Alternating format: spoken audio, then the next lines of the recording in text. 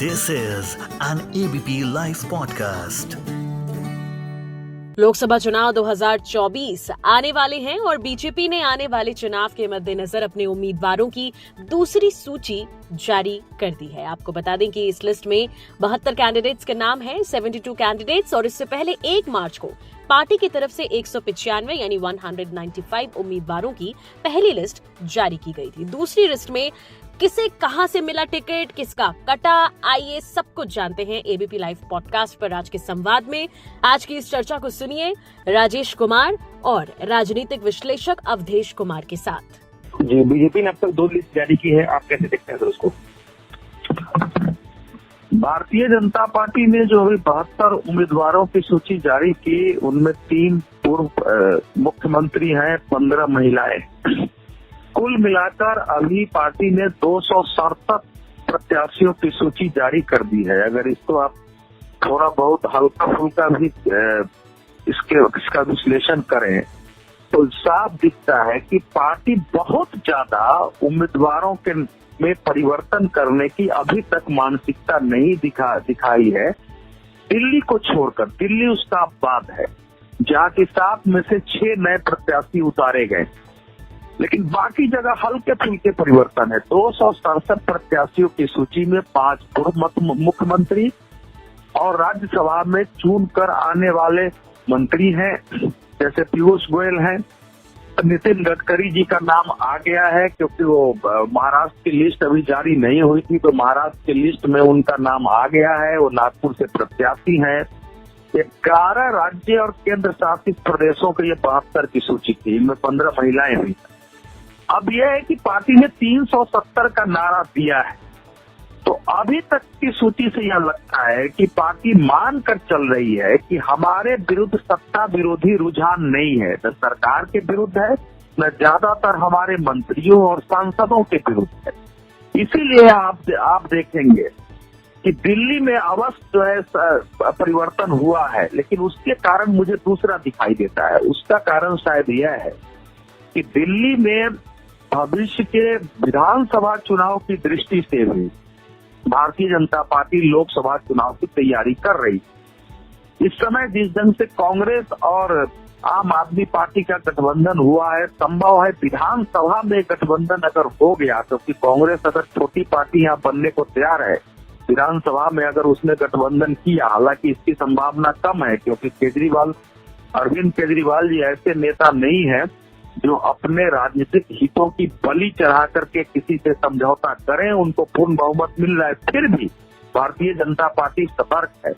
तो आने वाले समय में दोनों पार्टियां अगर मिलती है, लोकसभा चुनाव में दोनों पार्टियों के मिलने के बावजूद भारतीय जनता पार्टी के वोट के आसपास नहीं पहुंच पाते हैं, 15-16% का अंतर रह जाता है, लेकिन विधानसभा में उनके वोट ज्यादा हैं, तो भारतीय जनता पार्टी के लिए उसमें समस्या खड़ी हो सकती है। लोकसभा में प्रधानमंत्री नरेंद्र मोदी का नाम है, राष्ट्रीय मुद्दे हैं, राम जन्मभूमि मंदिर में रामलला की प्राण प्रतिष्ठा जैसे विषय है, सारे है।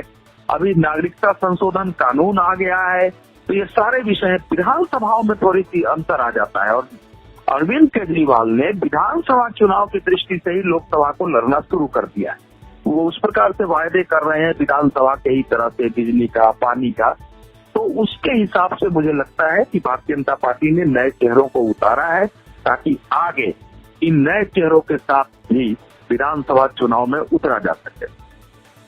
अब आप देखेंगे कि हरिद्वार से, इसमें जो महत्वपूर्ण है वो हरिद्वार से पूर्व केंद्रीय मंत्री तथा उत्तर प्रदेश के पूर्व मुख्यमंत्री रमेश पोखरियाल निशंक का टिकट कट गया है। अब वो उम्मीदवार नहीं है।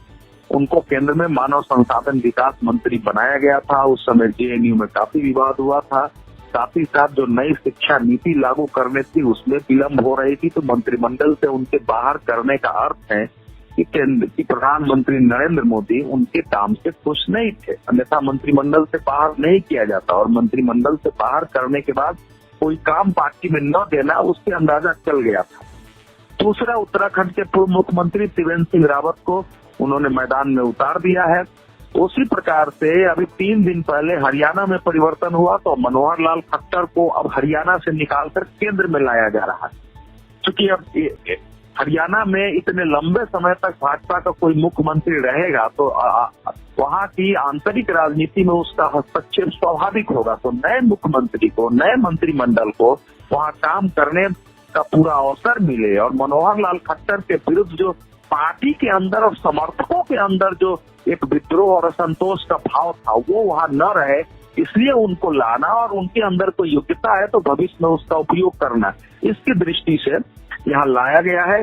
सबसे महत्वपूर्ण इसमें पीयूष गोयल पहली बार मुंबई उत्तर से जा रहे हैं और पूरे देश को शायद ध्यान होगा कि संसद के अंदर जो धुआं बम छोड़े गए थे वो प्रताप सिन्हा जो मैसूर से लोकसभा सीट के उम्मीदवार थे, पहले लोकसभा सांसद थे, उनकी जगह यदुवीर कृष्णदत्त श्याम राजा बाडियार को उम्मीदवार बनाया गया है, क्योंकि प्रताप सिन्हा पर आरोप लगे थे और हो सकता है, पता है वो दूसरे भी कारण हो, लेकिन स्मोक बम के बाद उनसे काफी पूछताछ हुई थी, आपने कैसे दे दिया था और उसके कारण पार्टी को शर्मिंदगी उठानी पड़ी थी। हालांकि प्रताप सिन्हा का उसमें कोई दोष नहीं था, लेकिन फिर भी उनका टिकट कट गया है। अनुराग ठाकुर जी को पहले की तरह हमीरपुर से उतारा गया है, वो अपेक्षित ही था। पंकजा मुंडे को तो वहां से उतारना, पंकजा मुंडे को महाराष्ट्र के बीट से उतारना, ये सब कुछ जो है अपेक्षित था। मुख्य बात यह है कि भारतीय जनता पार्टी उम्मीदवारों की घोषणा में भी कांग्रेस जो कि मुख्य विपक्षी पार्टी है, राष्ट्रीय स्तर पर राहुल गांधी लंबे समय से कोरोना खत्म होने के बाद से ही भाजपा, नरेंद्र मोदी और आरएसएस के विरुद्ध अभियान चला रहे हैं, बावजूद उन्होंने अपनी पार्टी के उम्मीदवारों की घोषणा नहीं की है। तो ये पूछा जा सकता है कि आपकी तैयारी कैसी है। जिन राज्यों में गठबंधन है वहां तो समझ में आती है, जहां गठबंधन नहीं है, जहां इनको अकेले फैसले करने हैं, और गठबंधन जब भी फैसला पहले होना चाहिए था जब आप लड़ाई लड़ रहे हैं। तो ये उम्मीदवारों की घोषणा में भी भारतीय जनता पार्टी ने सबको पीछे छोड़ा है और इससे पता चलता है कि केवल बोलने में और नीतियों में ही नहीं, चुनावी व्यवहार में भी भाजपा प्रखर और आक्रामक है और ज्यादातर पार्टियां उसमें पीछे छूटी हैं। और अभी तक एक ऐसा नाम नहीं आया है जिसके इस पर कोई प्रश्न उठे और भाजपा को उसके सामने थोड़ा सा शर्मिंदगी उठाना पड़े। जो पवन सिन्हा ने जो भोजपुरी गायक है, उन्होंने आसनसोल से भले ही एक समय ट्वीट कर दिया था, लेकिन अब ऐसा लग रहा है कि वहां से वो चुनाव लड़ने जा रहे हैं। तो वो भी जो भारतीय जनता पार्टी के साथ एक समस्या थी उसका निदान हो गया है। अब देखना है आने वाले समय में बिहार की घोषणा होनी है, जहां सीटों के बंटवारे पर बातचीत हो रही है और लगभग पूरी हो गई है। उत्तर प्रदेश लगभग फाइनल है, कुछ उम्मीदवार बदले जाने हैं, शायद उसके लिए रुका है। मुझे लगता है आने वाले 2 दौर में भारतीय जनता पार्टी अपने सारे उम्मीदवारों की घोषणा कर देगी। एबीपी लाइव पॉडकास्ट पर जुड़ने के लिए आपका बहुत बहुत शुक्रिया। This is an ABP Live podcast.